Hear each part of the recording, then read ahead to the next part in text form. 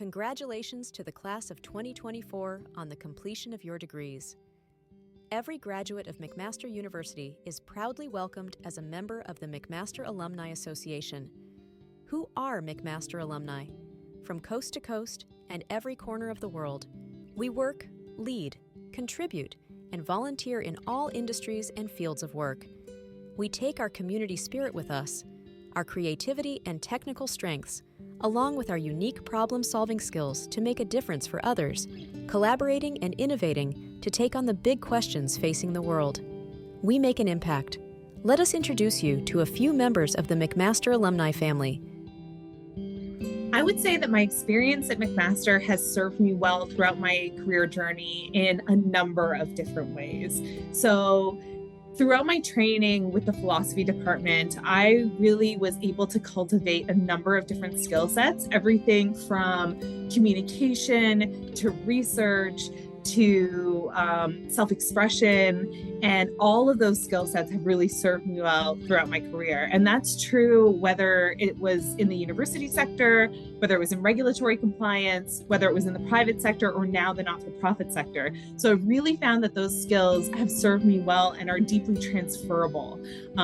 So I really have my humanities education to thank for that. The experience of being a student at Mac has really set me up in the best position I could possibly be in for this industry, because I had such great professors that really encouraged us to think outside the box and to just continue to innovate within our education and to ask for things rather than just kind of accept what was given, and oftentimes with very minimal resources. So that's the best foundation for independent filmmaking that you could have, just learning how to make something spectacular out of a next to nothing. So I think I was really fortunate to go to McMaster. Truth of art is revelation of the heart of the artist. So that's what Mac taught me.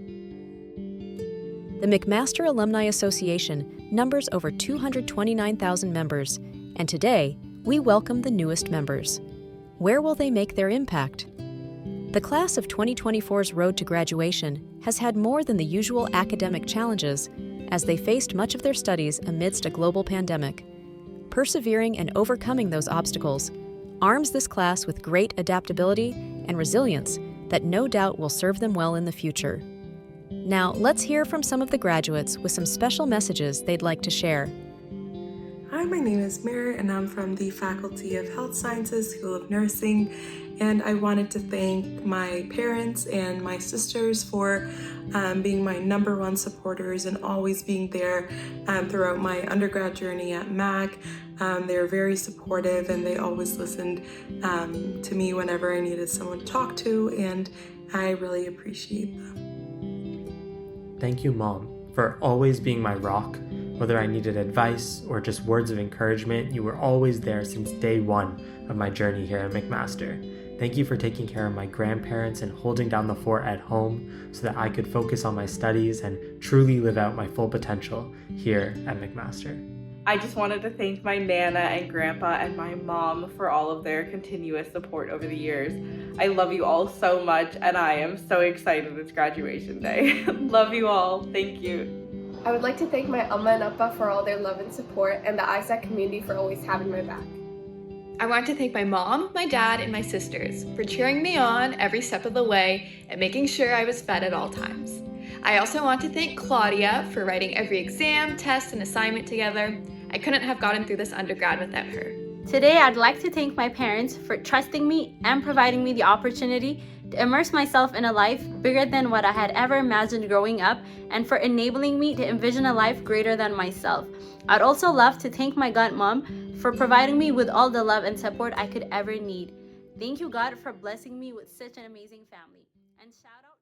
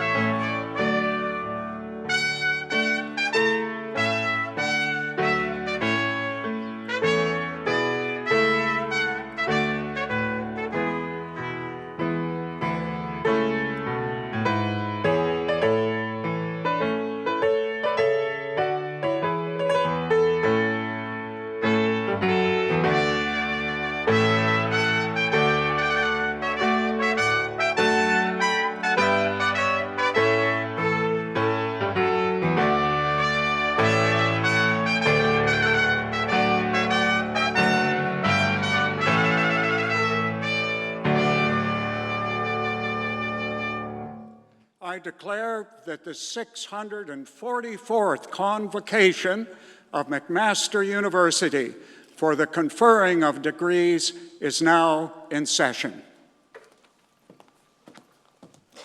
Please be seated.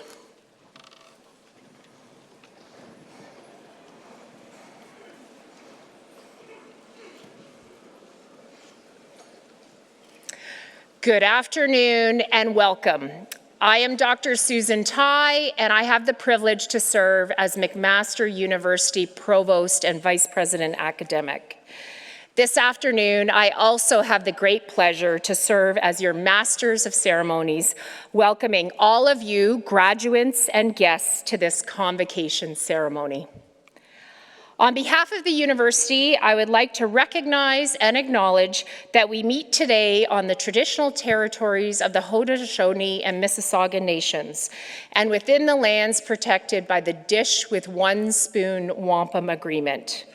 We must remember that we all have a role in upholding the spirit of this agreement, which urge for the peaceful sharing of Earth's resources. We must also not forget that merely acknowledging our presence on these traditional lands is only a small step towards our shared path to reconciliation. I challenge you to consider how you can foster reconciliation among the many peoples that inhabit these lands.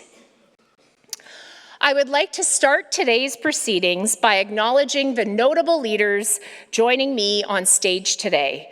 Our Chancellor, Ms. Santi Smith, President and Vice Chancellor, Dr. David Farrar, Vice Provost and Dean of Graduate Studies, Dr. Steve Ranilovic, Vice Provost Teaching and Learning, Dr. Kim Dye, Vice Provost Equity and Inclusion, Dr. Barrington Walker, Dean, Faculty of Humanities, Dr. Pamela Sweat, Director, Arts and Science Program, Dr. Beth Marquis, Associate and Assistant Deans, Directors, Chairs, faculty members, visitors from the University of Alberta, and honored guests. Before we start our formal program, I kindly ask everyone in the hall to switch off any electronic devices that you might have with you so they don't ring or beep during our ceremonies. Thank you. Now, I would like to call upon Chancellor Santi Smith to make her own welcoming remarks and then deliver the Thanksgiving address.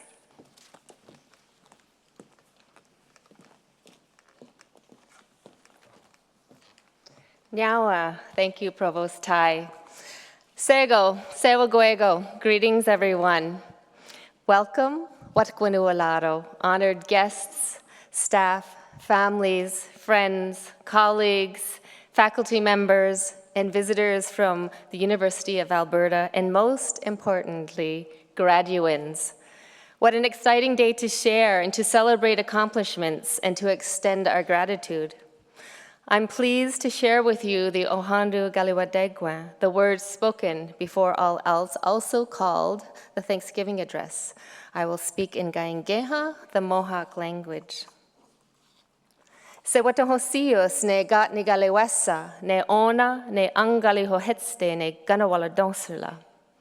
These words of wisdom aim to unite our minds and hearts, to acknowledge and to give thanks, affirm our interdependence, and to cultivate compassion and kindness to living entities, and to remind us of our responsibilities to sustain nature's delicate balance, and to encourage us all to action, peaceful coexistence in alignment with the immensity of creation.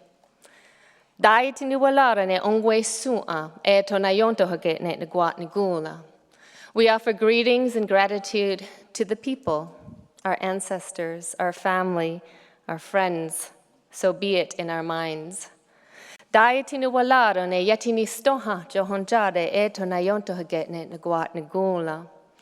We give greetings and gratitude to Mother Earth, for she provides us with everything that we need to thrive and survive, so be it in our minds.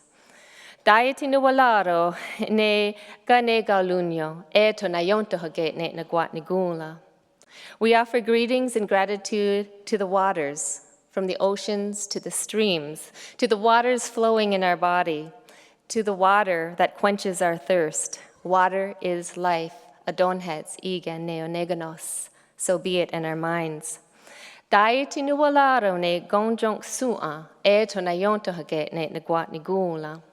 We give greetings and gratitude to the fish life, who help to purify the waters and provide us with nourishment. So be it in our minds.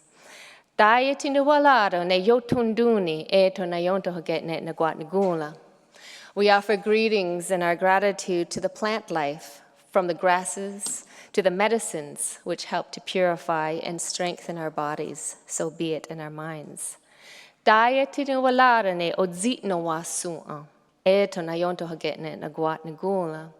We give thanks to all of the insects who help to pollinate the plants, so be it in our minds. Daiti no walara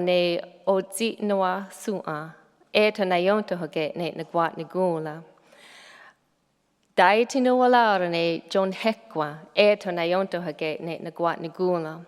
We offer greetings and gratitude to our sustenance foods for nourishment and the medicine that they provide us, so be it in our minds.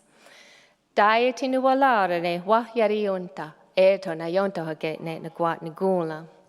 We give thanks to all of the fruit life to help nourish our body, so be it in our minds.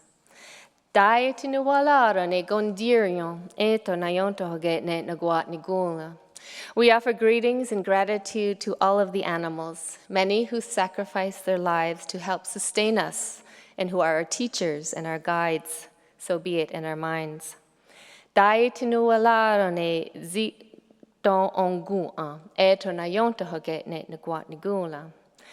We offer thanks to the birds, whose beautiful singing helped to uplift our spirit, bringing peace and calm to our hearts, so be it in our minds.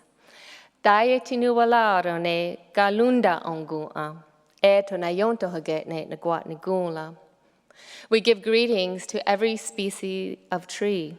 We cannot live without the oxygen that they provide us. Their roots and sap provide us with nourishment and cleansing for our body. We are grateful for the shelter and the shade they provide us, so be it in our minds.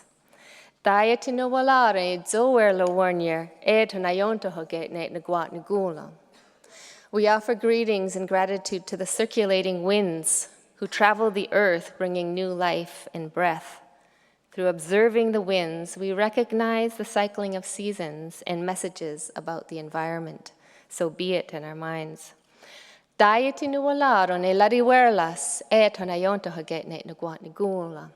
We give greetings and gratitude to grandfather thunderers for purifying the air and awakening the earth and awakening us. The powerful voice of thunder and lightning bring on the replenishing and renewing rains, so be it in our minds.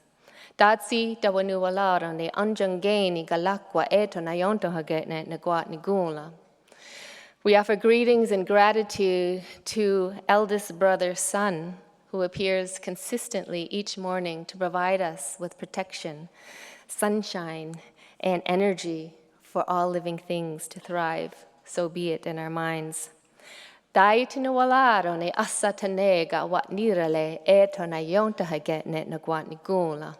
We give thanks to Grandmother Moon for providing us with light in the nighttime sky and for her powerful pull on our waters, governing of cycles of women and birth, so be it in our minds.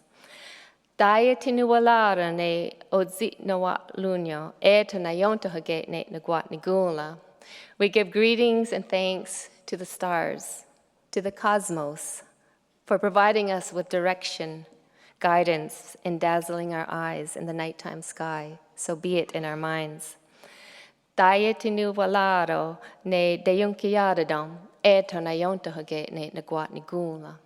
We give thanks to our protectors, our spiritual guardians who provide clarity of mind and bring peace and calm to our hearts, so be it in our minds.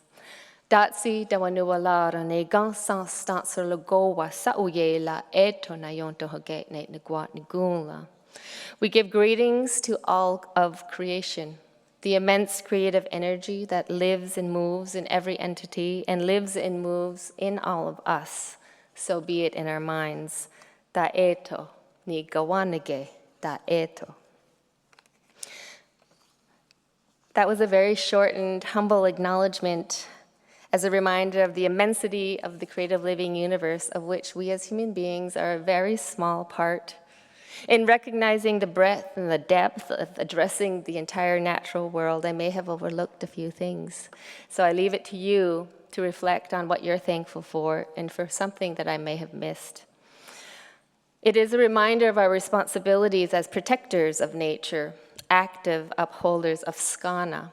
And skana means peace and balance. Peace and balance within ourselves in relationship to our kin, community, and the environment, and to all non-human relatives. Addressing our interdependence is necessary to sustain our world in a good way. We thank everything and everything upon which we depend to bring us to this present moment. In gratitude and celebration, we are here to acknowledge your achievements and to recognize each graduand for their dedication, perseverance, and the energy it took to complete your degree at McMaster University. Convocation is a heightened and rewarding experience for you, one you'll never forget, and for the people who supported you throughout the process and your academic journey.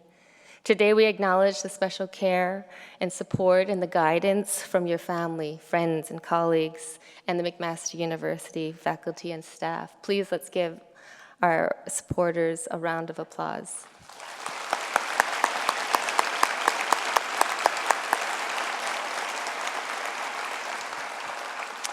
Graduands, celebrate, be reflective, enjoy this time, soak it all in, and we look forward to what we witness, you sharing your gifts with the world as responsible, forward thinkers. Yo yanale, congratulations, and please enjoy the ceremony.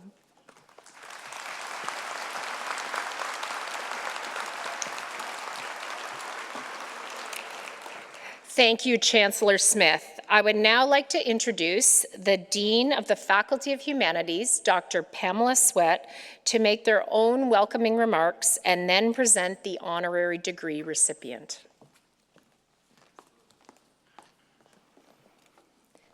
Good afternoon. I'm Dr. Pamela Sweat, Dean of the Faculty of Humanities. This is a joint ceremony between the Faculty of Humanities and the Arts and Science program, and I'd like to welcome all of you here today. Graduates, parents, loved ones, distinguished guests, university leadership, faculty, staff, and all those who are celebrating our students' success. As Chancellor Smith said, in one way or another, everyone in this room has played a role in today's celebrations, whether it was by offering financial support or encouragement to go to university, or perhaps it was something as simple as putting the coffee on in the morning and helping with laundry on the weekends these last several years. Whatever the case, your contributions mattered, and we are so happy that you could join us on this memorable day. To our graduates from the Faculty of Humanities and the Arts and Science program, congratulations, you made it, you're here, and we're all so very proud of you. Now, raise your hands. How many of you had to write an essay as part of one or more of your classes? I thought so. I found myself thinking about the process of writing and what a powerful metaphor it is for the point that you're at in your life right now. In writing an essay, you begin with a blank page, something that's a little terrifying, but also full of exciting possibilities. Similarly, as you prepare to step into the world beyond McMaster, you face the unknown, a future that's unwritten. And this can be daunting. But remember, when you write, you have the power to shape, create, and transform. That blank page isn't empty, it's brimming with potential. Of course, an essay evolves through drafts and revisions, as we all know very well. And your life after Mac will also require you to adapt and shift. There'll be times when your plans will need to change, just as arguments in essays often need restructuring. Approach those times with openness and curiosity and a willingness to grow through change, the same spirit you brought to your studies and honed through your time at McMaster. Your post-grad life is just beginning, and while, like all great essays, there will be blank pages and the regular need to revise, there will also be moments of triumph. Those days when the words flow freely with conviction and beauty. Embrace each part of the process, knowing that you are crafting a story that is uniquely yours, one that is bold in its arguments and clear in its purpose. Congratulations, class of 2024. The world awaits. Write your story with courage, wisdom, and heart. Thank you.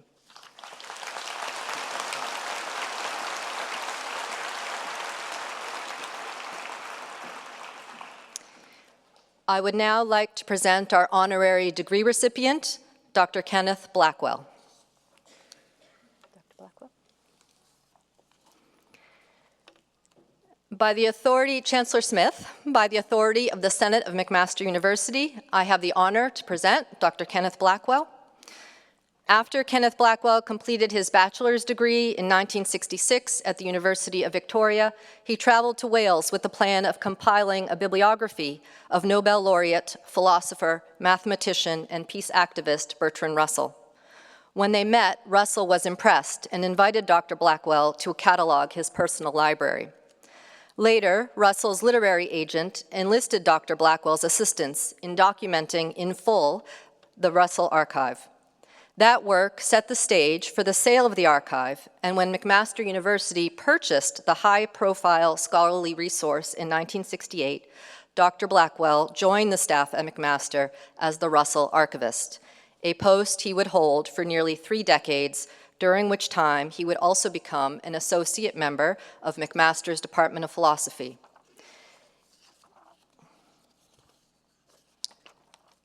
In his nominal retirement, Dr. Blackwell remains active in the Bertrand Russell Research Center. While working at McMaster, Dr. Blackwell earned a Master of Library Science from Western University, an MA in Philosophy from McMaster, and a PhD in Philosophy from the University of Guelph. His doctoral thesis, The Spinozistic Ethics of Bertrand Russell, is one of 5 books he has authored, co-authored, or co-edited about Russell. He co-founded the collected papers of Bertrand Russell, established Russell, the Journal of Bertrand Russell Studies, and was the textual editor for the Bertrand Russell Editorial Project. In 1974, Dr. Blackwell helped found the Bertrand Russell Society and has served on its board since its inception, including a year as chair. In 1992, he co-authored and compiled a detailed catalog of the second archives of Bertrand Russell. He also supervised the creation of the Bracers Research System, that stands for Bertrand Russell Archives Catalog Entry and Research System. It's an online database of more than 130,000 documents, as well as the collected letters of Bertrand Russell, an annotated digital edition of Russell's correspondence. Perhaps Dr. Blackwell's longest-standing project is the collected papers. He began work on that effort in 1973. To date, 19 volumes are complete, and Dr. Blackwell is currently editing an additional 2. McMaster honored Dr. Blackwell upon his retirement with the title Honorary Russell Archivist, and in 2016, he became an honorary member of the Bertrand Russell Society. Chancellor Smith, I ask that you recognize Dr. Blackwell's contributions to McMaster University and to the study of Bertrand Russell by conferring upon him the degree Doctor of Letters, honoris causa.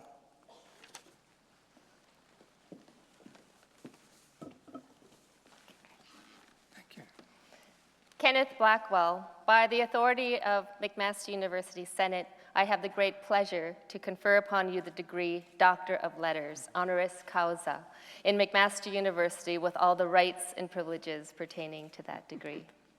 Thank you. Congratulations.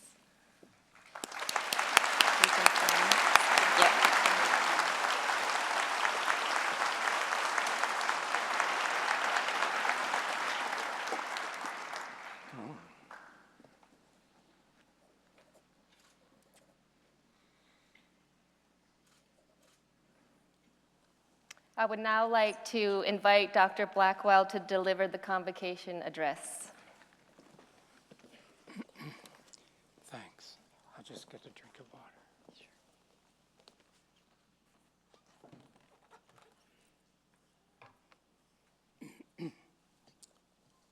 Chancellor Smith, President Faurer, distinguished faculty and university administrators, honored guests, family, friends, and colleagues, and most of all, graduating students. You've had to specialize to earn your degrees with majors in this or that humanity. I took philosophy and English literature, having moved to a BA from a very employable concentration on accounting and financial math. Philosophy is the least specialized humanity because it's about meaning, principles, and reasoning. Literature is a close second because its concern is not data, but the imaginative expression of experience. In those days, I ignored the record and interpretation of experience, namely the study of history. Even if I could begin again and knew that I wouldn't wind up in the same forever job, I wouldn't change those majors. What you have to do is add new knowledge and skills. There's usually plenty of time in life to acquire new specializations. The saddest comment I know of from a graduate is that, quote, I didn't take X and therefore I don't know X and will never. Instead, read up on it. Take a course in it, acquire certificates, or just talk with others in the know. There are different paths. The polymath I work on, Bertrand Russell, didn't earn more degrees after his mathematics BA, though he did take a postgraduate year in philosophy and then won a fellowship and eventually many other prizes, including a Nobel. But my mentor, the university librarian when I came to McMaster, did earn more credentials, and William Reedy proudly displayed them after his name. The polymath would occasionally say, as if his upbringing were to blame, quote, unfortunately, I wasn't taught Hebrew, or sometimes he said Chinese. But that's probably a reflection of the belief that other languages are best learned when young. And in his homeschooling, he had been taught French, German, and Italian, and he passed entrance exams in Latin and Greek. His math degree was wide enough to encompass physics, and when relativity theory came along, he could step right into it. History he studied on his own. If history wasn't your major, start now. As a philosophy student, I was shocked when, during one undergraduate seminar, or rather summer, a history major told me he had 3,000 pages to read. I got over that number. There are thousands of specialized topics in history and books to match them. You could become an expert in one or more, perhaps for the purpose of current politics and forming and voicing your opinion. It's important how one topic relates to another. They all come from us as human beings. Even climate and geography are involved. Wide knowledge strengthens the democratic base of society by putting anti-authoritarian tools into the hands of educated citizens. The polymath made his first break with his chosen specialization at age 22. In case he should be judged unworthy of an academic career in the philosophy of mathematics, he studied economics, taking courses in Germany. Living there sparked a new interest, the German labor movement, and his first book was on Marx and German socialism, not one word of which was connected with his undergrad studies. This was the first of several books he wrote with his wives. Next, he was asked to substitute for a prof who would be absent for the term. He prepared himself to teach the philosophy of Leibniz, and in doing so, reinterpreted that philosopher. His new mathematical partner was doing work that the polymath said he had to, quote, get up for their joint volume. Their joint volume became 3 volumes. A short venture into politics meant he had to, quote, get up the tariff question, more or less. Later, he undertook to tutor a niece, quote, in things I don't know properly myself, so that I shall have to work hard to get them up. Quote, getting up a new subject was how he managed it. His niece got what Cambridge called a double first, and he made use of his new knowledge in his first bestseller, The Problems of Philosophy. Accustomed in the first half of his life to writing for academics, but now driven to write on urgent social questions, he learned to write more popularly.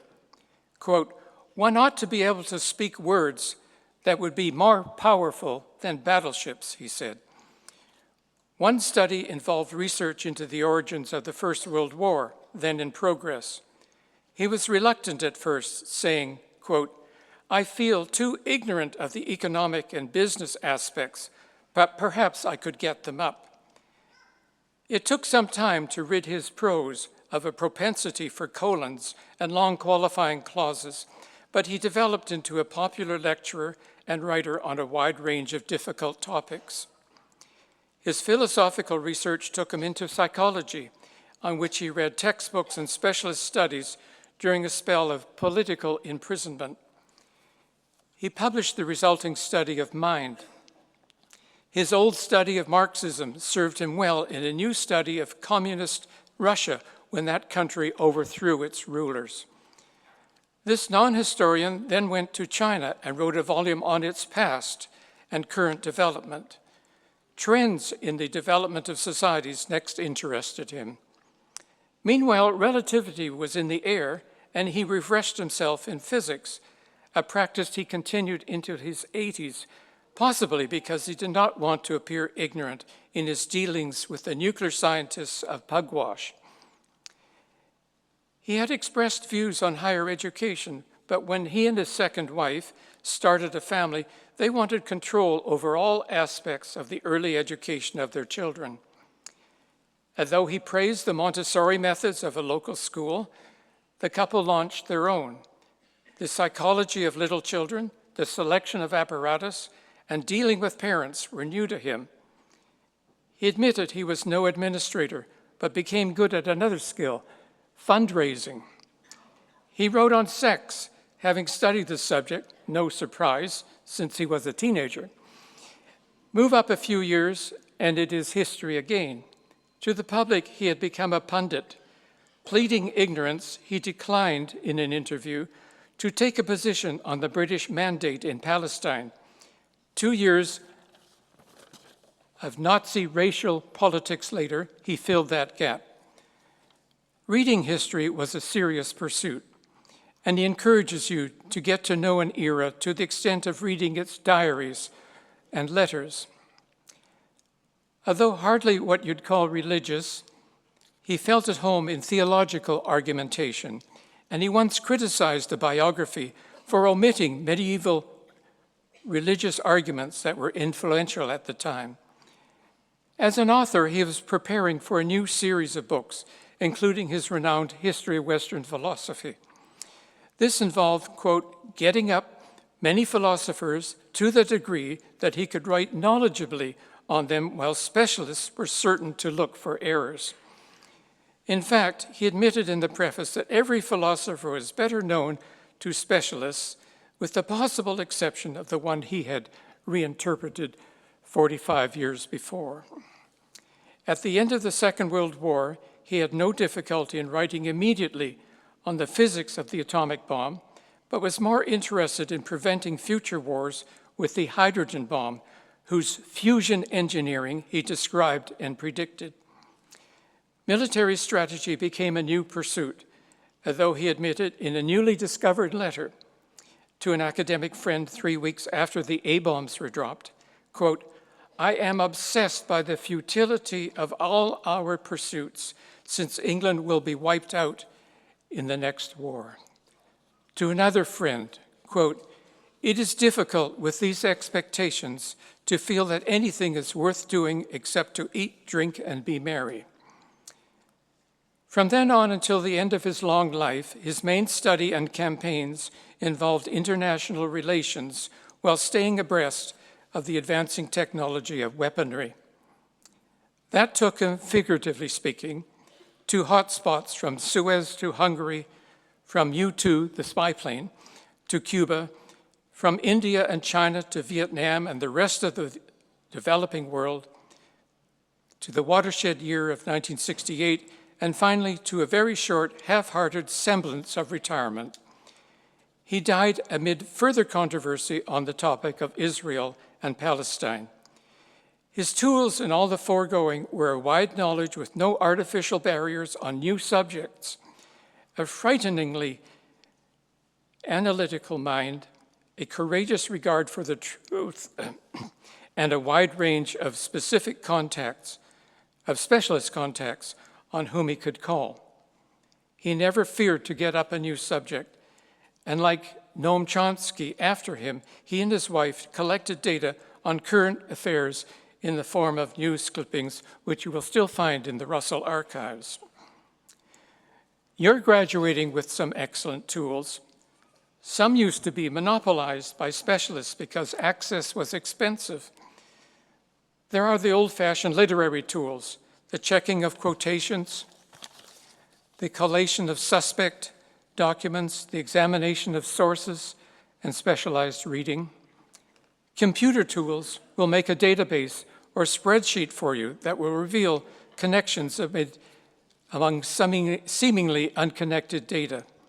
I don't doubt that, although you are humanitarian grads, you have skills in a range of major software programs. In my time, there was no software, no coding, and I merely learned to type.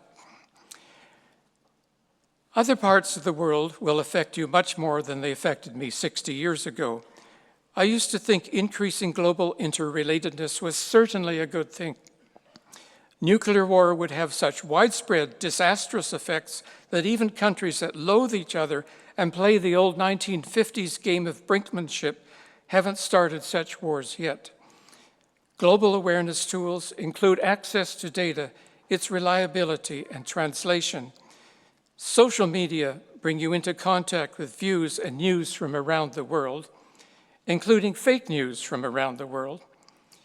You have the chance of knowing what's going on inexpensively and reliably if you make critical choices in your sources. Use sources that primarily have journalists, not sources that copy the sources that have journalists. Follow things up. If a story ceases to make headlines, that is still unlikely to be the end of the story. Study the backgrounds of current affairs to understand the fear, hatred, propaganda, and aggression in life or death conflicts, including the paramount threat of escalation to nuclear war. Then there is artificial intelligence and the holy grail of propagandists, deep fakery itself. There are many kinds of fakery. From my own experiments with the polymath, I've had human forgeries to deal with, including, quote, posthumous dictation and anonymously published writings. I'd say AI forgery has a long way to go, and even then there is machine detection.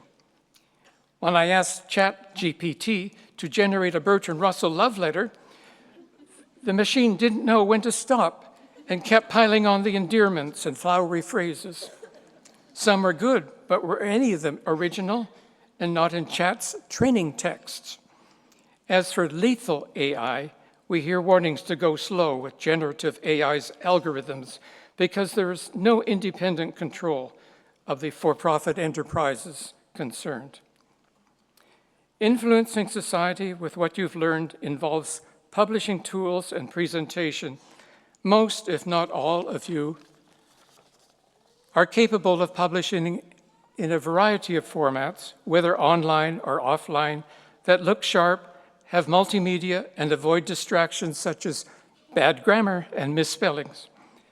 A good humanities education has left you with some specializations, but you will certainly need others, since our world changes quickly. We are called upon to grasp new things and even put old ones behind us. The invaluable byproduct is a strengthened democratic base. Thank you.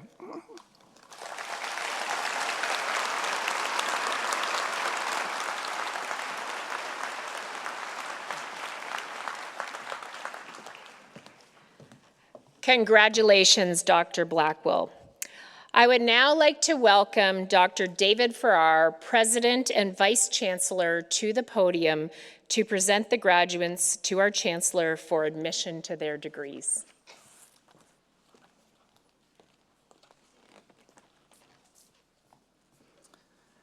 Will the graduands please stand? This is the best part of the ceremony. They turn the lights on and we can see you. Chancellor Smith, on behalf of McMaster University Senate, I present to you these candidates and those in absentia in order that you may confer the appropriate degrees upon them, and I bear witness that they are worthy and suitable. Graduands, by my authority and that of the McMaster University Senate, I have the great pleasure to admit those before me today and those in absentia to their individual degrees at McMaster University, with all the rights and privileges pertaining to those degrees. My sincere congratulations to you all.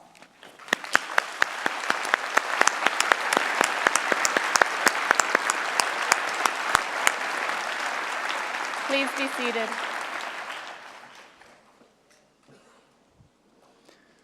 Graduates, I now ask that you join me on stage so the Chancellor and I may welcome you to the McMaster community of scholars. We would be delighted to shake your hand or to acknowledge your accomplishments without touching. Congratulations.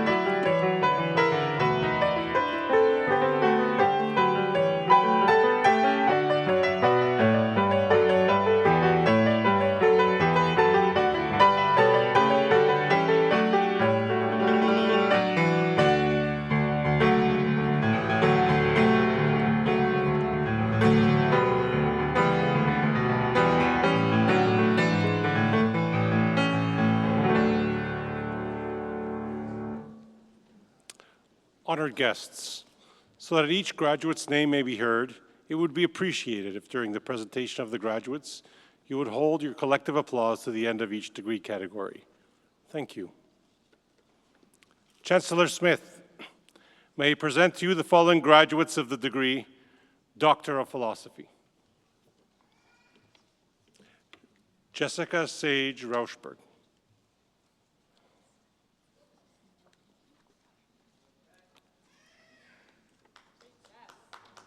Yu Chen Hu.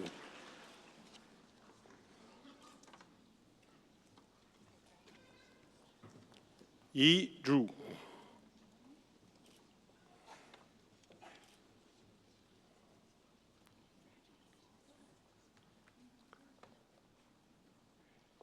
Michel Asiedu.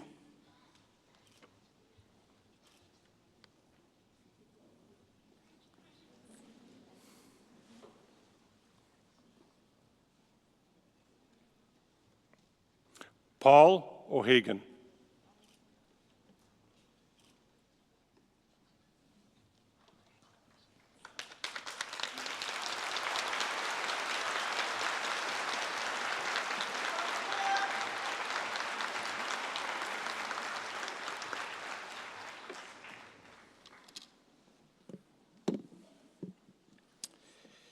Chancellor Smith, may I present to you the following graduates of the degree Master of Arts. Howard Tompkins Tripp. Marshall Zuckerman.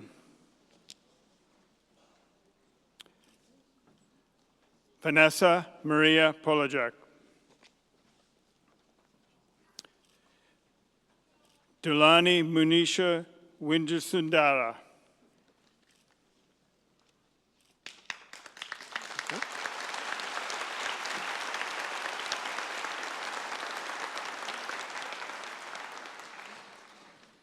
Chancellor Smith, may I present to you the following graduates of the degree Master of Communication Management. Muhubo Ahmed. Maggie Darling.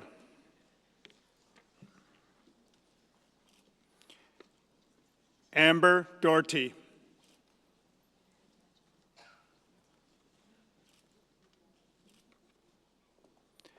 Melody Page Edwards.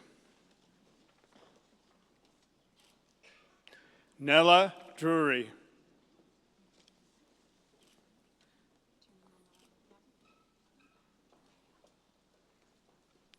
Olivia Hung.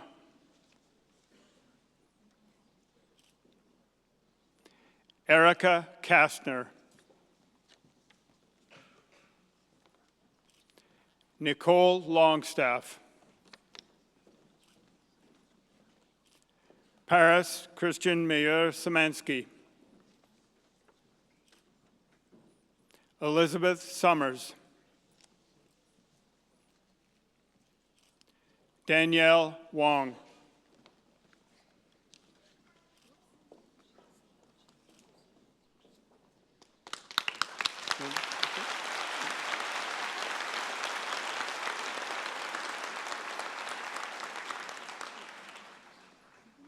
Chancellor Smith, may I present to you the following graduates of the degree Master of Science. Megan Marie Nutsuli.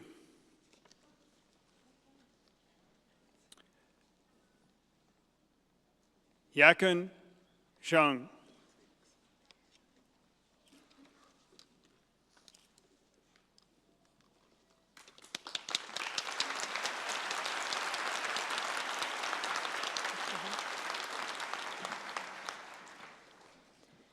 Chancellor Smith, may I present to you the following graduates of the degree Honors Bachelor of Arts. Shadin Mohammed Ali Mustafa Ahmed.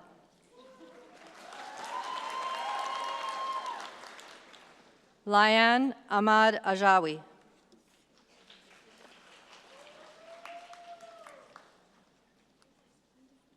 Iman Akbar.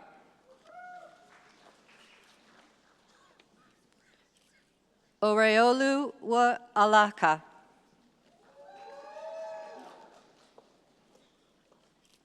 Sarah Winter Alit. Mariam Noor Al-Salem. Asil Ahmed Atawil. Jean Awol Ana Unang. Alicia Maya Anglin. Arisha Ansari. Arima Ashley Arki. Luca Alessandro Aguelo. Jolene Awad. Nada Ayub.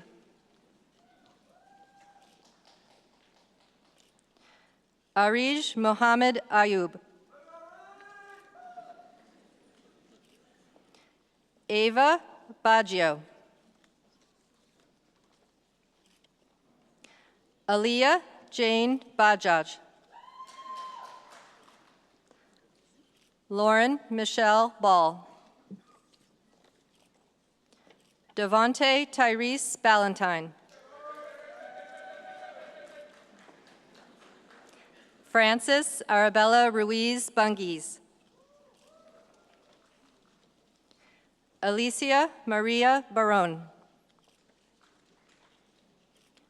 Harpreet Kaurabasan. Yasmin Ibreu. Nicholas Ayrton Bogajevich. Sydney Christine Bowman. Aaron Tu Brandel.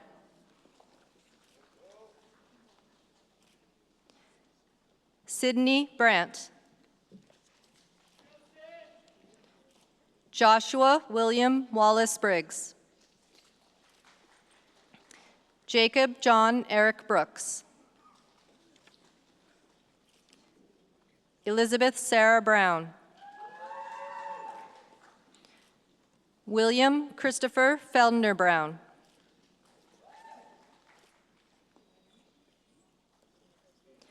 Zoe Brown. Daisy Annette Buckle.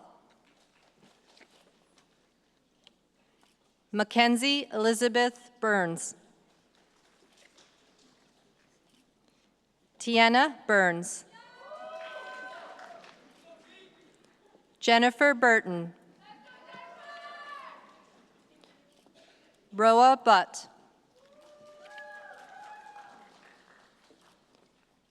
Yu Ning Sai.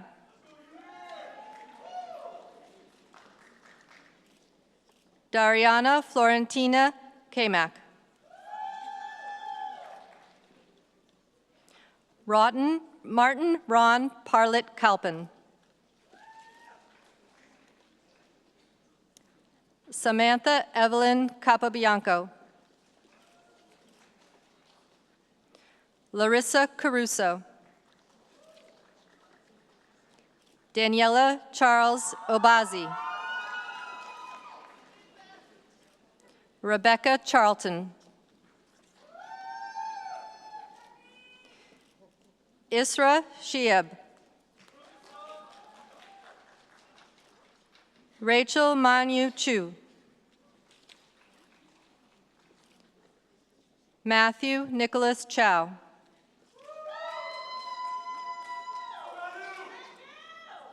Man Tung Chu. Tristan Chung. Sarah Elizabeth Ciccone Dean. Gabriella Delilah Chifa. Marissa Chino. Danielle Angeli Corbin.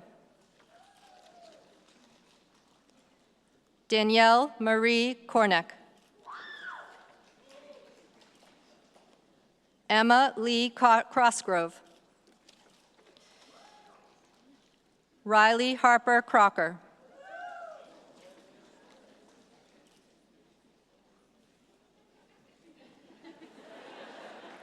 Yi Han Chua.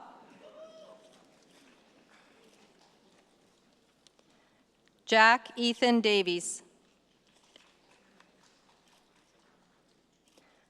Sean Spencer Days. Dominica Diulis. Annabella Maria de Souza. Hersimran Dinsa. Noah Jacob Charles Dixon. Yoon Chi Do. Katerina Ella Dirk. Maria Durrani. Samantha Earl. Samra Amr Elhanzi. Andrew Jeffrey Ellis. Jaden Janeth Ernest. Oyintare Atifa.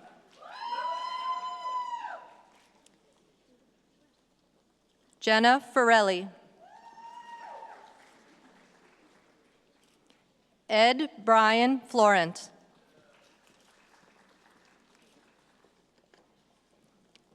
Eldrick Fu. Olivia Rose Gallant. Charan Preet Singh Garcha. Monica Elisa Gasper. Tina Gari. Rob Michael Richard Alexandra Gendron.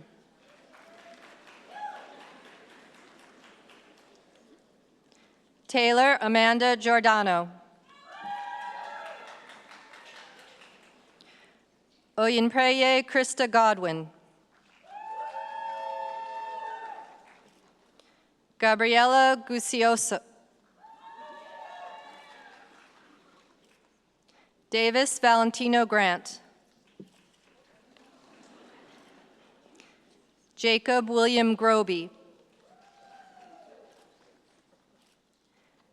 Lillian Guy.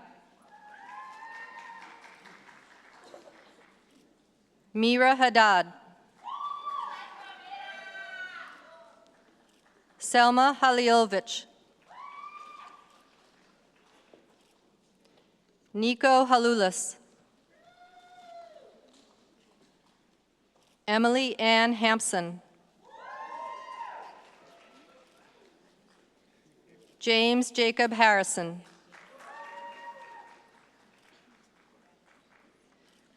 Joni Hart. Zoya Hassan. Maheen Huznat. Hiba Hatim Hassan. Kai Imani Hayden. M. Olivia Suzanne Helka. Miriam Helmy. Chloe Isabel Hewitt.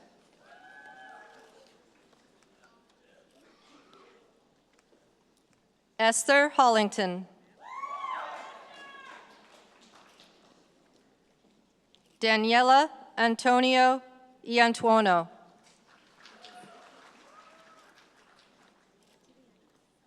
Adobe Christina Ikamafune. Maya Brown Ishikura. Malaz Ismail.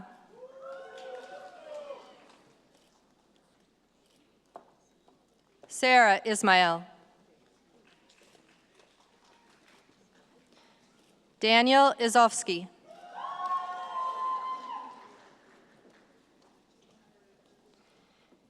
Varun Iyengar.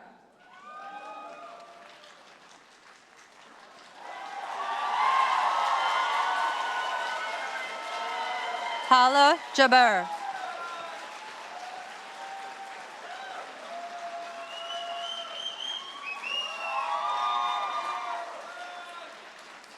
Noemi Ilona Jacob. William Spencer Jarvis Frayne. Ikra Javed. Yu Zhang.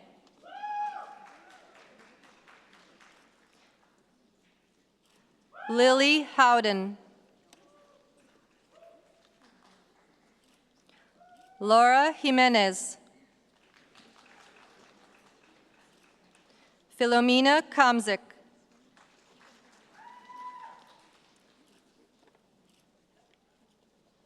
Mingyuan Kwan. Hannah Kelly.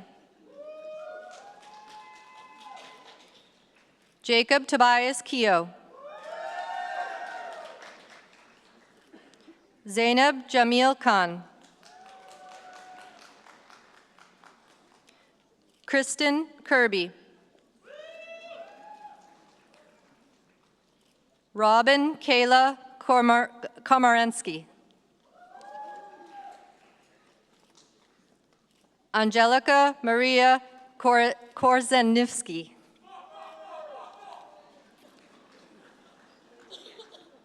Isabella Rose Krisman. Kindry Montana Kroll. Valerie Cook. Munut Kaur Kulur. Pooja Kunalan. Samantha Ann Kupis. Inara Lada.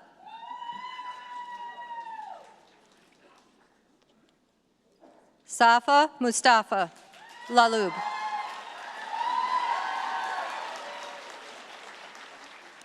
Sydney Doreen Brenda Lapp.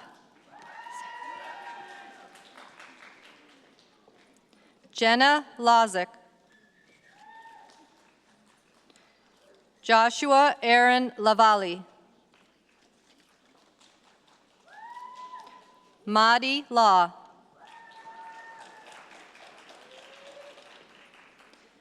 Danielle Elizabeth Layden.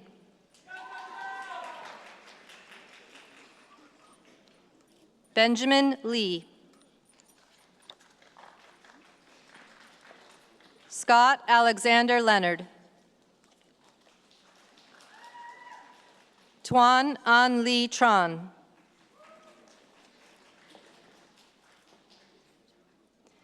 Sherry Lee.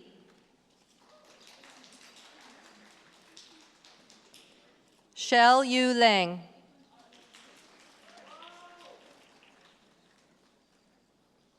Amanda Lee O.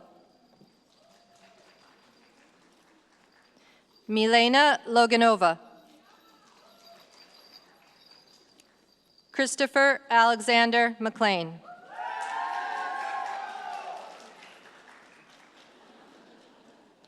Emily Ann Francis Majorano. Evangeline Saffron Major. Jasleen Kaur Mangat. Lily Mangrajun. Talia Roberta Manning. Emmanuel Jude Maranan. Marin Blas Marchenko. Madeline Marcuzzi. Sarah Mackenzie Markovich. Tyson Kenneth John Martins Peterson. Patricia Christina Mazlejek. Brooke Madison McCoy. Aiden Will McFarland. Peyton John Stephen McWilliam. Alexander John McWilliams. Krisha Jatankumar Mehta. Anusha Menon. Adam Maichnikowski.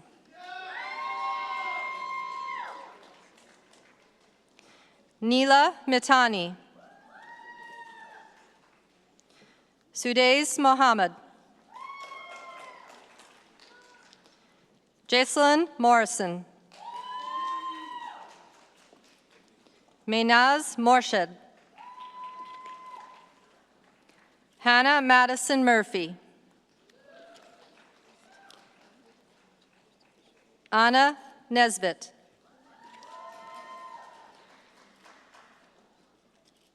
Grace Fung Ni Win. Anthony Nguyen.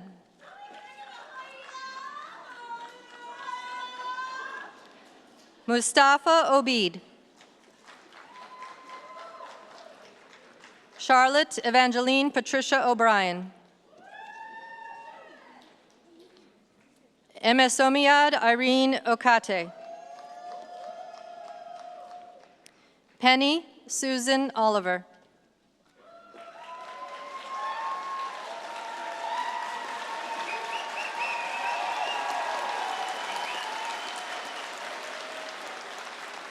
Natalia Alejandra Oliveira. Frida Pokua Osebansu. Gabriela Padilla Pereira.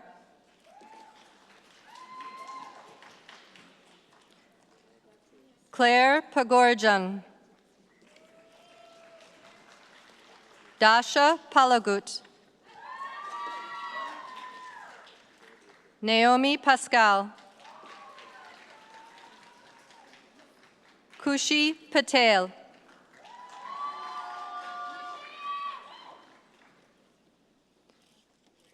Serena Patel. Nicholas Anthony Pavoni O'Reilly. Helen Verlinda Peaver. Li Rong Peng. Kayla Pereira. Benjamin John Perrotta. Mikhail Anna Perry-Shaw. Joshua Peter Manicum. Jacqueline Vuong Pham. Olivia Marie Pink. Kaitlin Pinto. Malcolm Poitras.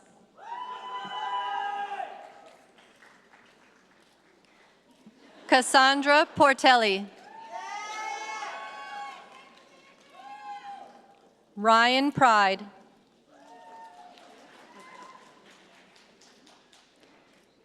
Maria Ramirez. Valerie Athena Ratanatre. Madeline Sidney Ray. Ethan Shane Raymond. Rachel Elizabeth Reed. Musab Omar Ruma. Jacob Rice. Morley Rovard. Emily Brooke Roberts. Nicole Anna Robertson. Carly Patricia Florence Ralston. Savannah Bell Rushforth. Leah Moya Mackenzie Russell. Selena Ryan. Sheikh Muhammad Saad.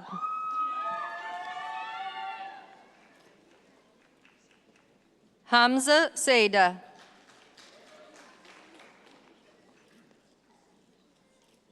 Hannah Solako. Sydney Emma Samu. Christian Michael Joseph Sanchez. Roop Sangu. Rachel Shuta. Ishan Segul. Rachel Virginia Shadid.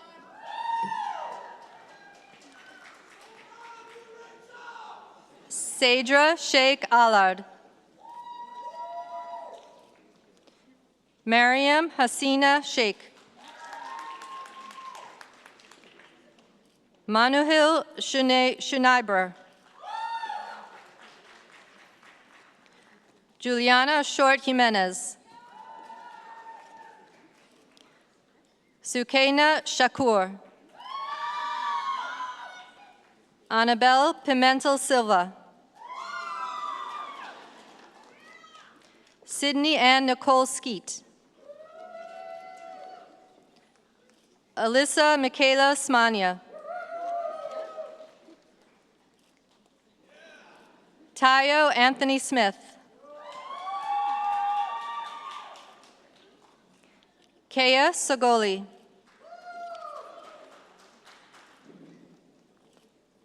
Zoe Socrates. Yu-T Sung.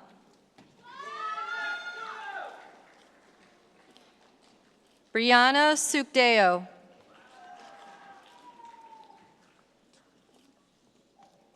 Brandon Suknanen.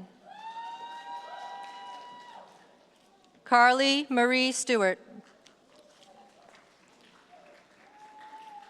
Yi Ming Sun. Erica Suthery. Jacqueline Rachel Sutkowski. Daniel Teferi.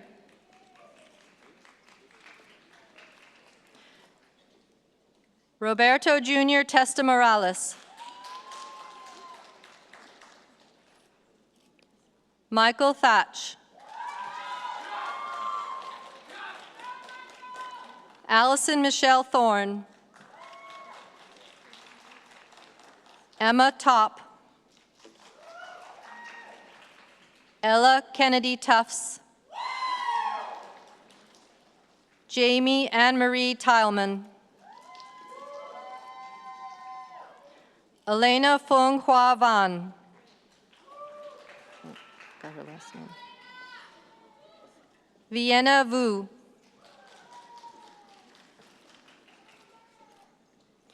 Haiwing Wang. Xuan Wang. Yifan Wang.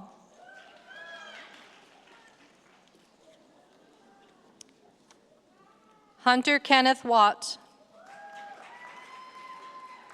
Mairead Noreen Weir. Hannah Victoria Wenberg. Hannah Whitehorn. Sean Joseph Weeder. Elizabeth Winstanley. Michaela Simone Wolf. Kylie Wolfenden. Connor Wood. Fang Bing Shu. Xia Chi Chu.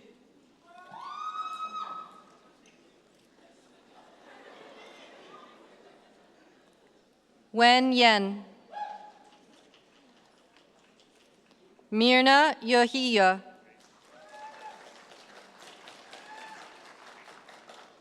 Xialin Yin.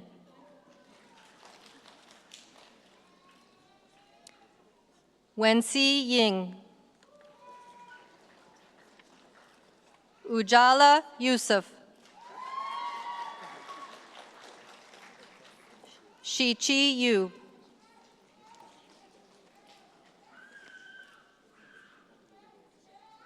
Yakub Zachariah.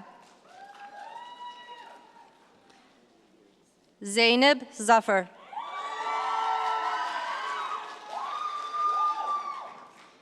Yiding Zhao.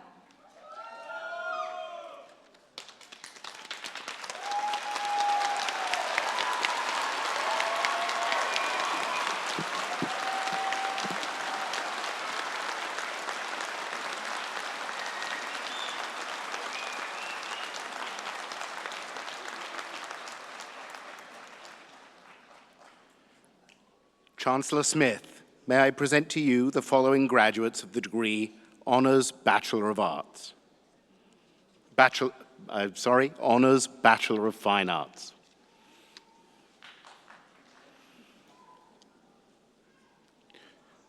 Oluwanaloyo Aluko.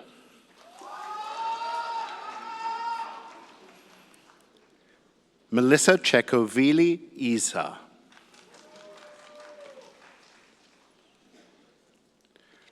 Geneva Elizabeth Cooper.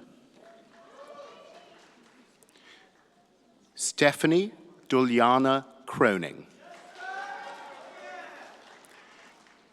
Hannah Rachel Essex.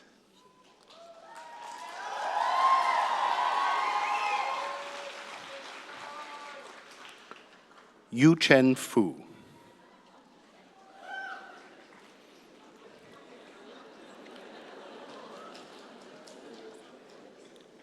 Anna Maria George. Shay Guan.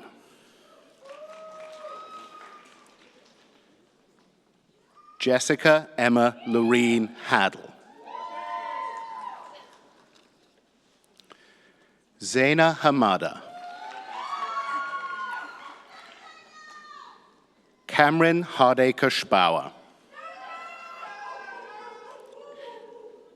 Lena Hegazi.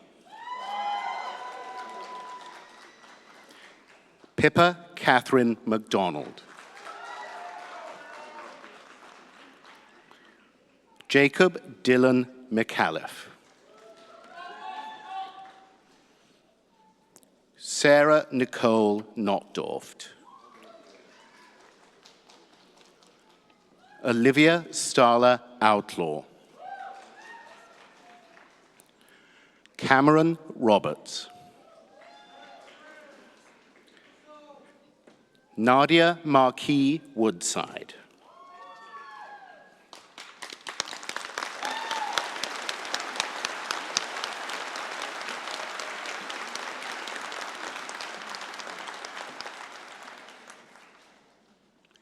Chancellor Smith, may I present to you the following graduates of the degree Honours Bachelor of Music.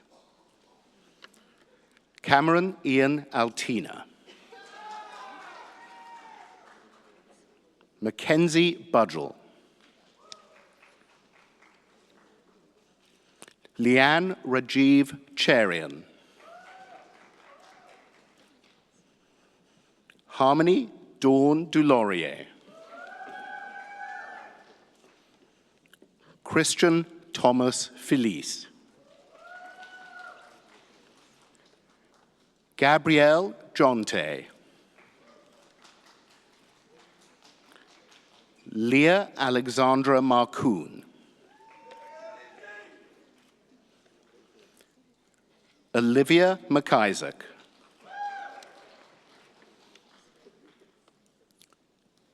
Catherine Stonehouse. Sarah Westland Teggart.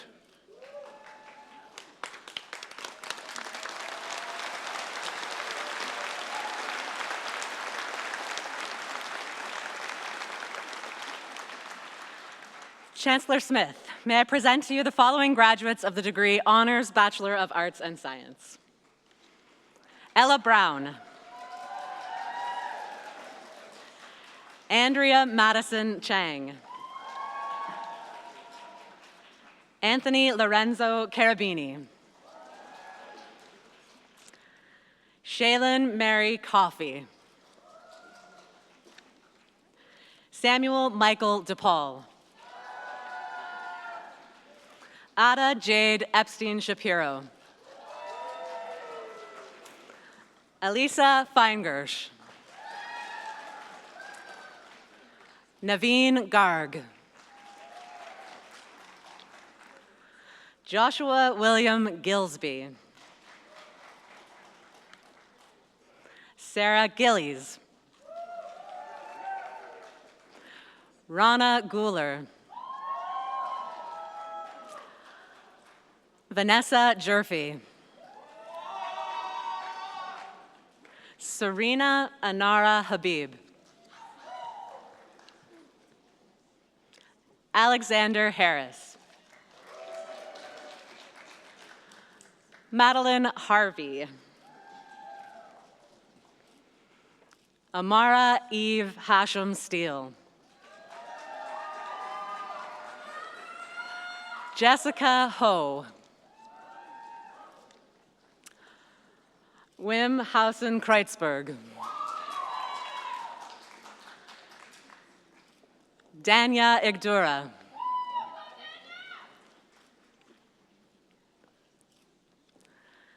Ariana Jaspal.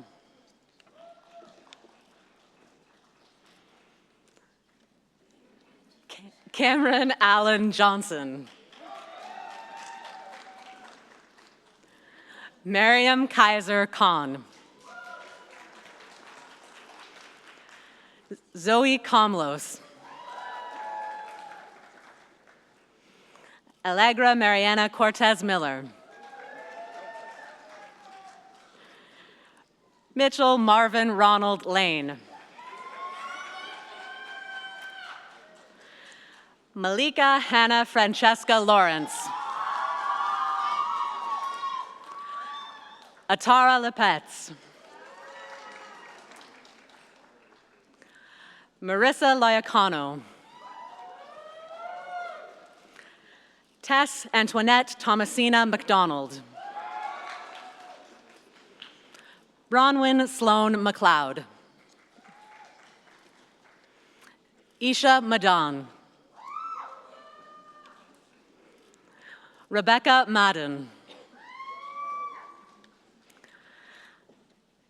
Disha Manik. Tharmiga Manimaran. David Joseph Marcuzzi. Simon Edward Marcello.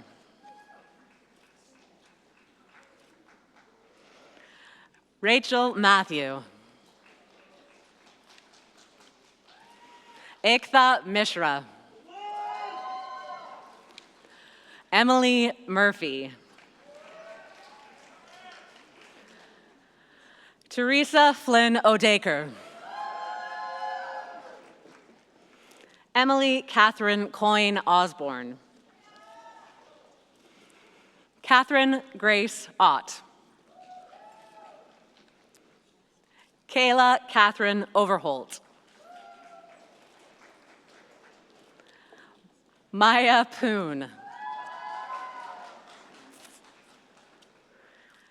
Josia Jasmine Rana. Ramona Rabaudo Begin. Noah Ripstein. Nicole Alexandra Robb. Sanjana Shah.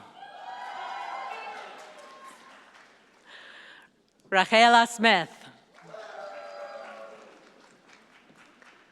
Rebecca May Catherine Smith.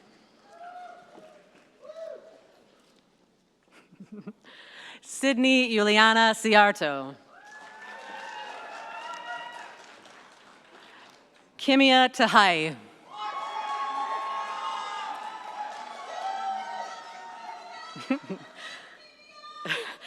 Aaron Samuel Taylor.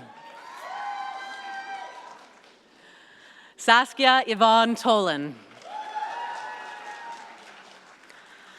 Anea Ashling Valili. Mickey Wong. Sydney Lauren Weisner. Natalie Wazotsky. Danielle Naomi Wall. Jennifer Zhu.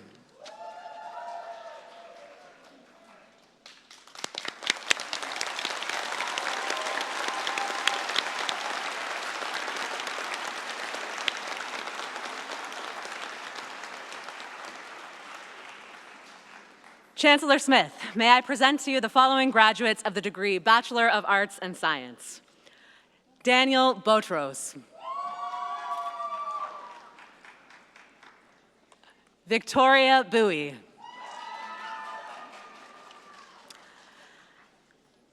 Aaron Gregory Gualiano.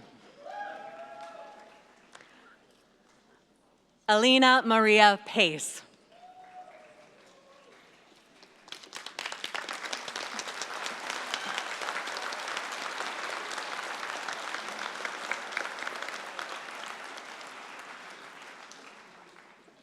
Chancellor Smith, may I present to you the following graduates of the degree Bachelor of Arts. Julia Maria Araujo. Mia Bertonix. Christina Esther Jane Bauer. Jacqueline Ann Burke. Maya Alessia Cecconi. Terry Chambers.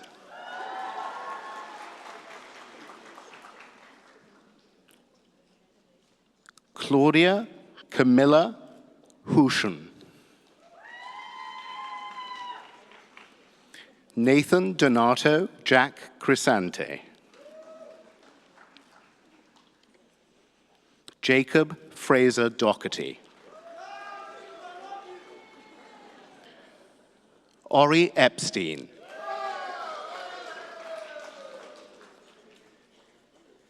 Felipe Hernandez Merlano. Nicholas Holt.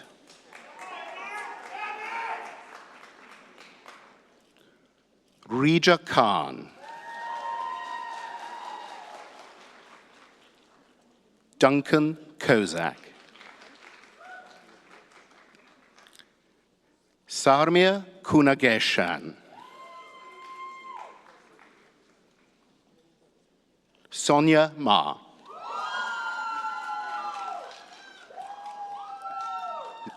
Zina Temanyengi Mahone. Jennifer Veronica Molina. Sophie Michelle Neville. Jesse Irkipenatabuchi Ode. Namra Sahar Raja.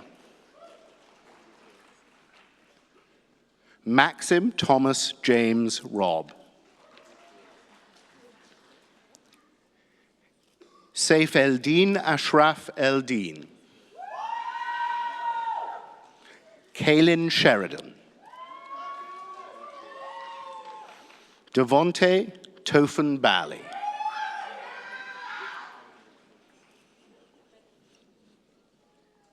Jiawei Wu. Katie Youssef.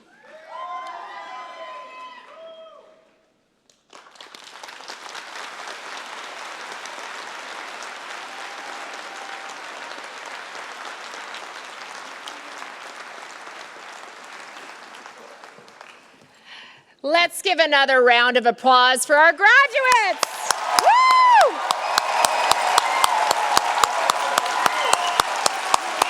Woo!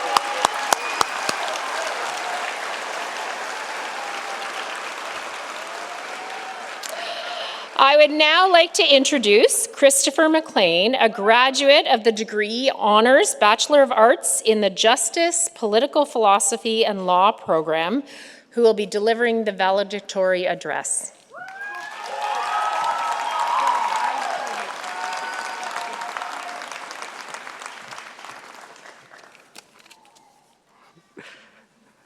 Hello, I'm deeply honored to be addressing you on behalf of the Arts and Science and Humanities graduating classes. I would first like to start off with a special thank you to Dr. Farrar, Chandler Smith, Dr. Tai, Dr. Haley Novovich, Dr. Sweat, Dr. Marquis, and Dr. Corner. And of course, to our wonderful families and loved ones, incredible faculty and mentors, you mean the world to us. We will never be able to tell you how much we appreciate you and your support. Still, on behalf of my fellow graduates, we thank you for everything.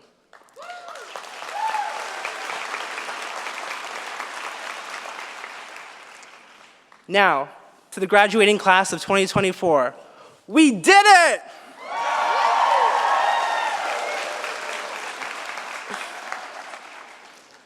As arts and science and humanities students, we're often asked what we will do with our degrees. Even though we're asked this, we continuously prove the value of how we will use our degrees in the lives we lead. You see, the value of our degrees is that they allow us to ask critical questions, express, imagine, and make our aspirations a reality. We use our knowledge to dream big, continuously put ourselves out there, interrogate the world we live in, envision a future not limited by societal expectations or economic constraints, and we use it to be the architects of the change in the world we want to see. Because as McMaster students, we know we're a part of a call for a brighter world. And with our time here comes responsibility. A responsibility to go on to challenge the status quo, question outdated systems, and never accept defeat for the things that matter most. Just look at where we went to school. Hamilton is known as the Steel City, a fact that has personal meaning for me, as my grandfather worked as a welder here. We must remember that the properties of steel are strength, toughness, durability, and resistance. And I believe the same can be said for us, we who studied here. Steel is also malleable, able to be bent and reshaped. When it comes to the change makers we are in the way we lead our lives, we need to be hopeful, persistent, and empowered, being able to reshape our thoughts and ideas and continue moving forward.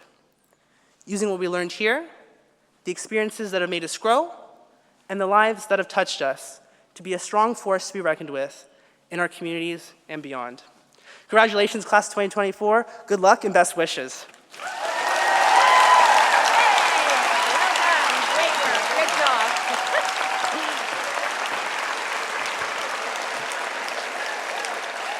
Thank you, Christopher.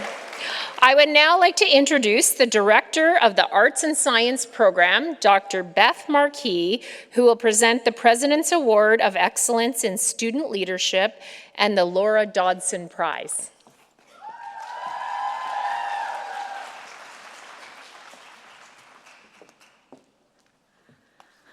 The President's Award of Excellence in Student Leadership acknowledges the contributions made by students who play a significant role in improving and developing the intellectual, social, and/or cultural fabric of the McMaster community. It's my great pleasure to present the President's Award of Excellence in Student Leadership to Malika Lawrence.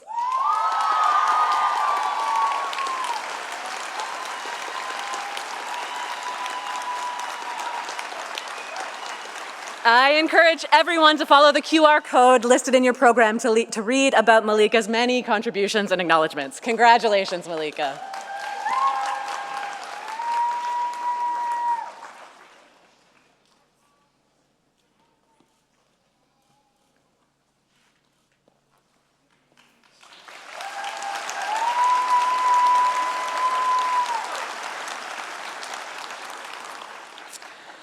I would now like to present the Laura Dodson Prize for Outstanding Achievement in both arts and science. I'm delighted to announce that the winners of this award are Ella Brown and Noah Ripstein.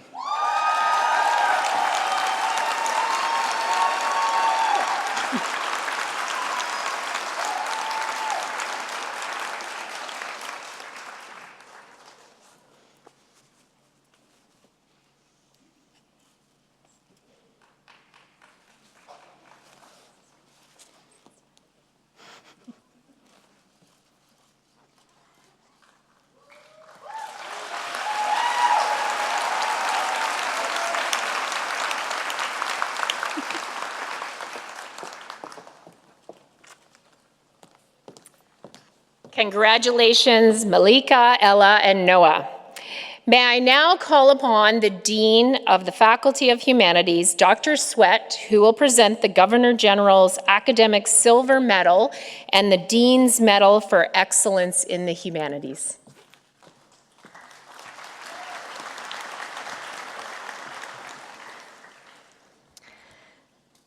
The Governor General's Academic Silver Medal is one of the most prestigious awards a student in Canada can receive.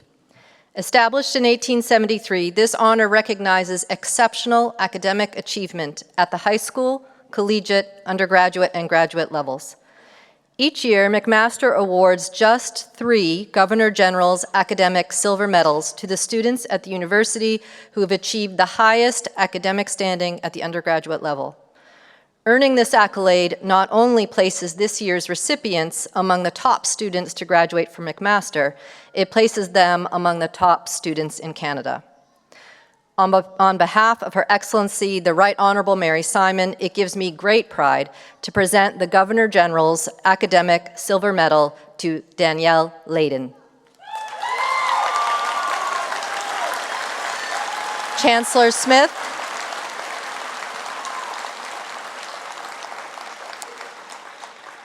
Chancellor Smith, I ask that you and all those present join me to express recognition of her achievement.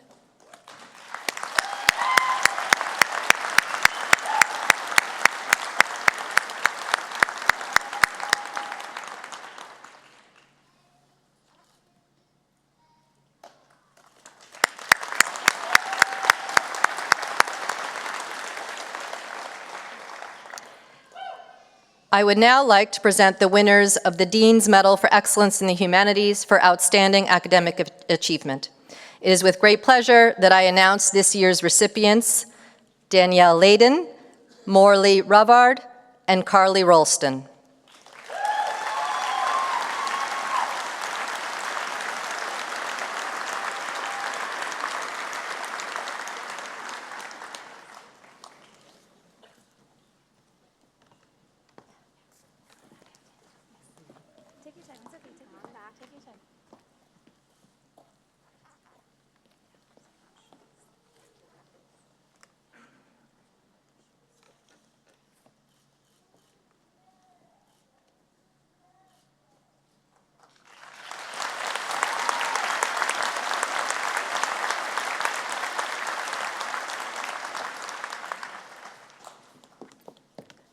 Congratulations, Daniela, Morley, and Carly. I would now like to invite our President and Vice Chancellor, Dr. David Farrar, to the podium to deliver their President's Address.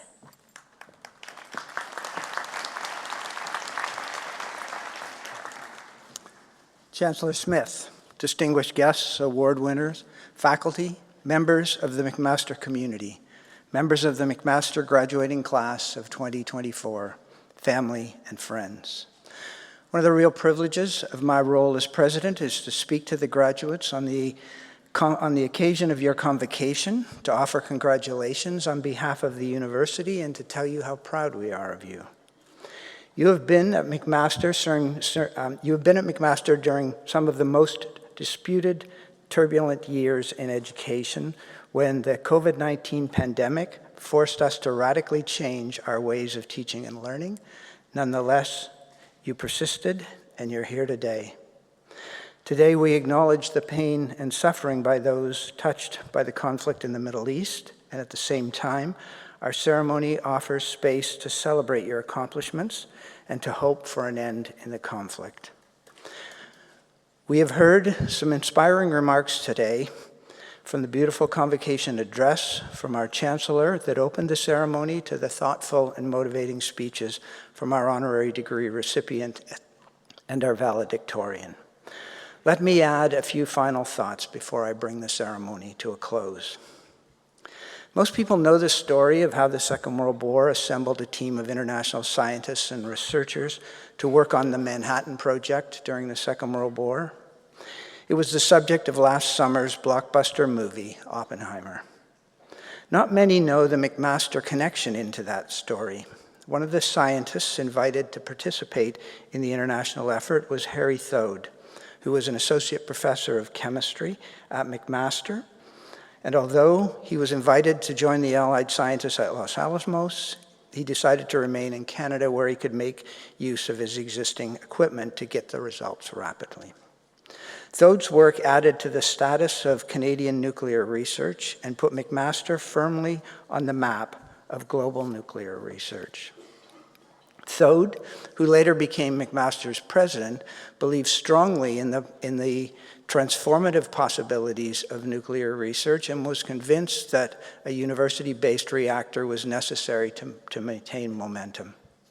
He pushed the idea with the Ontario government and with Ontario Hydro, and in 1959, a high-flux reactor arrived on campus. As of last month, the reactor has been operating continuously and safely for 65 years, and it drives McMaster's research in medical isotopes, diagnostic imaging, neutron scattering, and materials research. Canadians don't realize the extent to which our country leads the world in the safe use of nuclear energy and in the manufacturing of nuclear medical isotopes for the treatment of diseases such as cancer. In the decades after the Second World War, concerns about proliferation of nuclear weapons played a significant role in shaping the development and the expansion of the peaceful uses of nuclear power.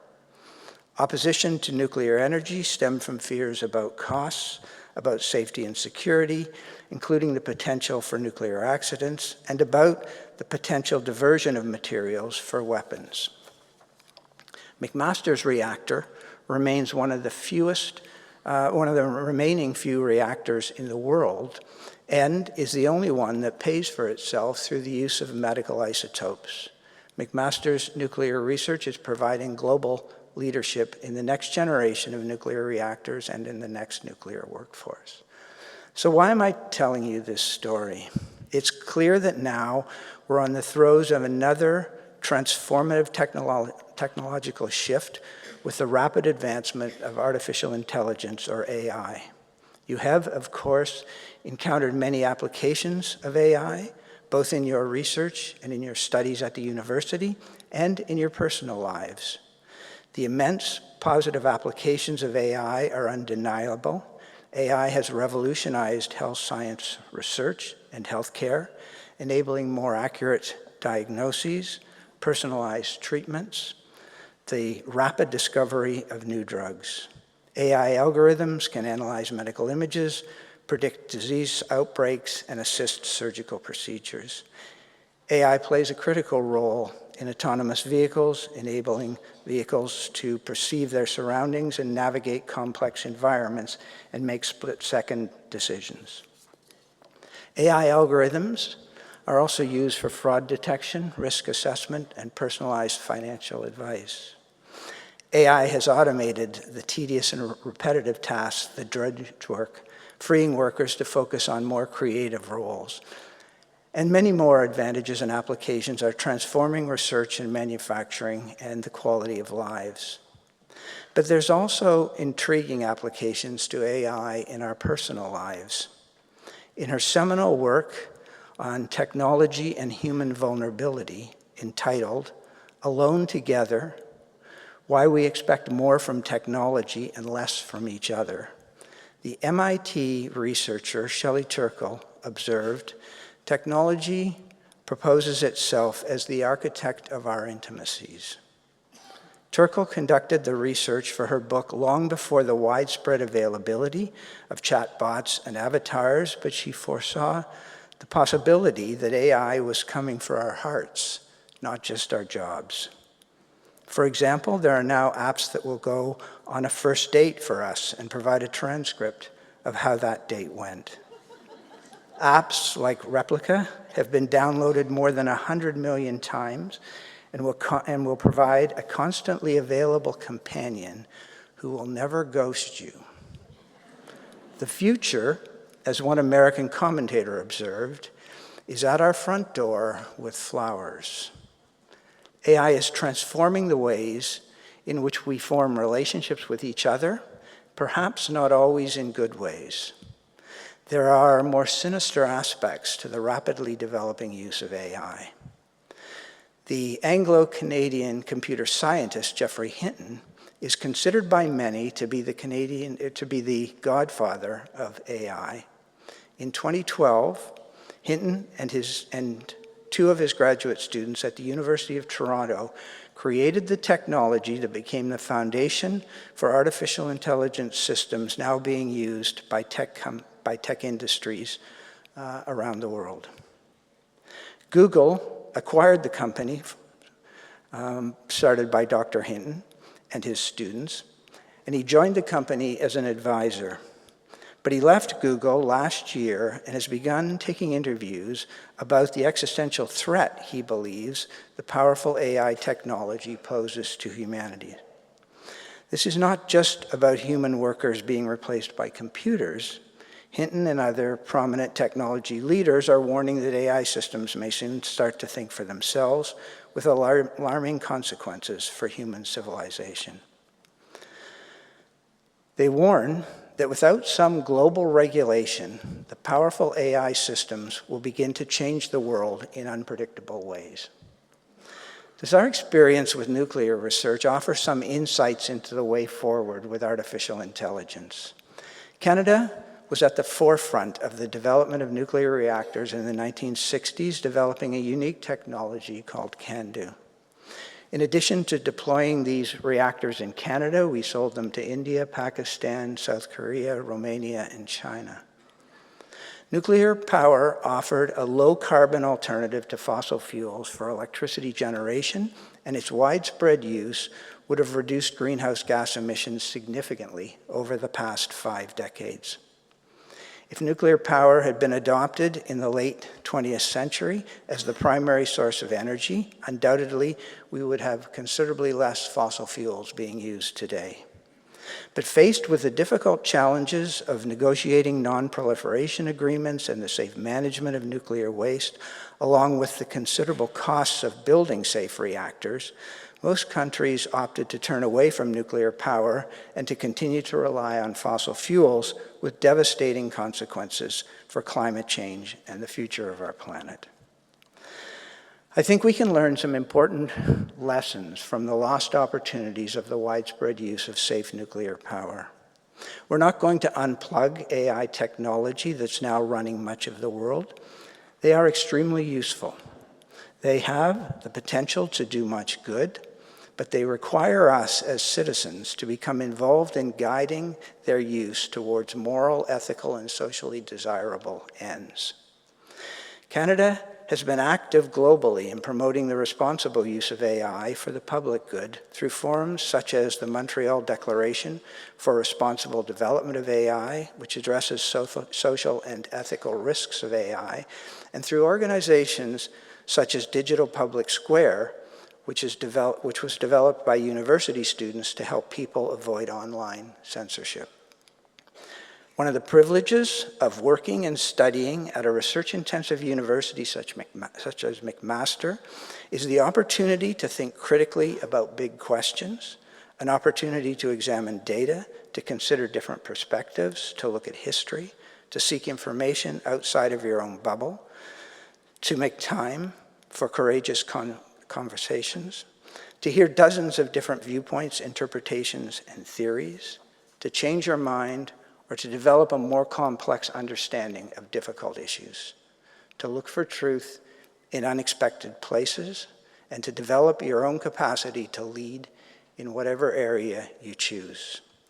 As you celebrate this wonderful milestone in your life, please remember your intelligence, passion, your expertise, and your leadership are needed more than ever. I wish you the very best as you move forward.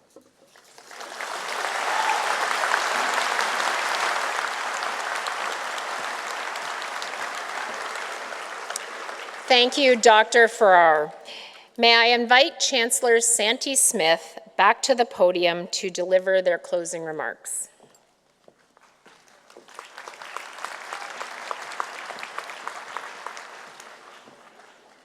Yoyanale. Congratulations to the class of 2024.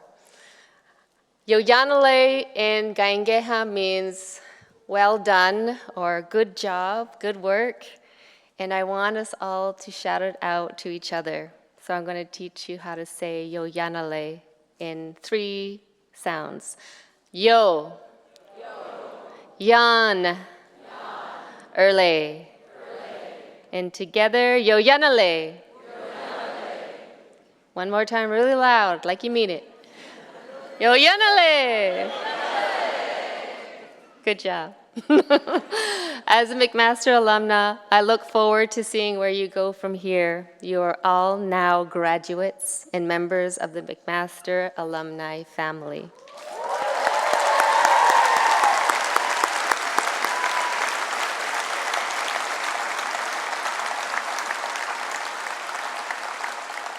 Christopher, Danielle, Malika, Ella, Noah, Morley, Carly, and Dr. Blackwell.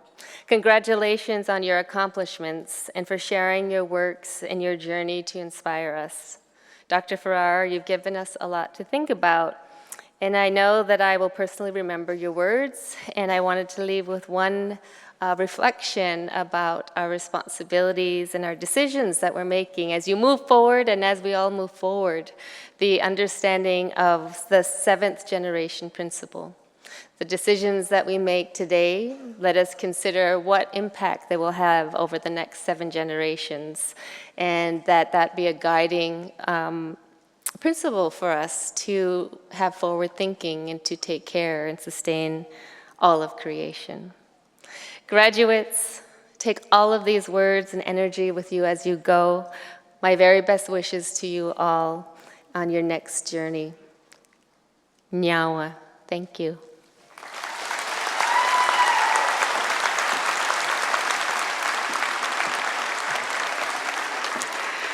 Thank you, Chancellor Smith. Now, in closing, I have a few final announcements. For students in the Faculty of Humanities, we invite you to visit Wentworth Room B and C in this building. And for students in the Arts and Science program, we invite you to the David Braley Health Sciences Center. There will be a gathering to welcome you as newly minted McMaster alumni with light refreshments for you and your loved ones. This event will offer a relaxed atmosphere for you to mingle, share memories, and bask in the joy of your accomplishments while enjoying some coffee and sweet treats. Let's make your special day even sweeter together. I would ask that you please remain standing at your seats until the academic procession and the graduates have left the hall. Please now join in the singing of our national anthem. After singing the anthem, this convocation stands adjourned.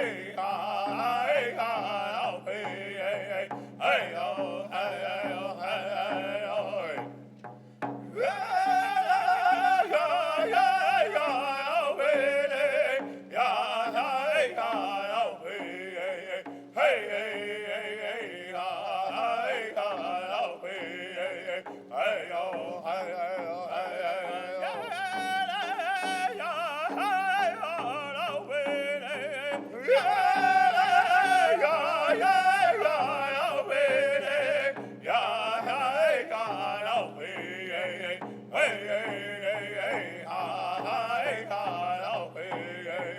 Hey,